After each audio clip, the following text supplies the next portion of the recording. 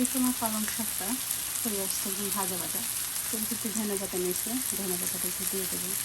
আমার কাছে কেন যেন ধনে পাতাটা দিলে একটু অন্যরকম টেস্ট লাগে। আর শাকের মধ্যে প্রায় সব শাকের মধ্যেই একটু আলু দিলে আমার কাছে বেশ ভালো লাগে।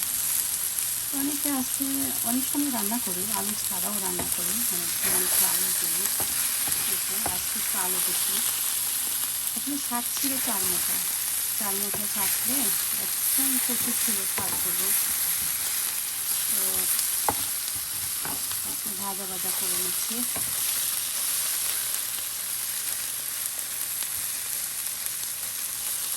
তেলের উপর জাস্ট পানি টেনে নেই, জাস্ট তেলের উপর একটু ভাজা ভাজা করে নিচ্ছি। কারণ একটু ভাজা ভাজা করলে খাইতে একটু বেশি ভালো লাগে না বেশি। আর পালং শাকটা হয়ে আসছে, এখন আমি নামায় রাখবো। ভালো থাকেন সবাই। শাকটা বাট একটু তেল দিচ্ছি আর কি, কিন্তু এমনি কচি শাক আর একটু বেশি একটু হয়ে গেছে মনে হইতেছে।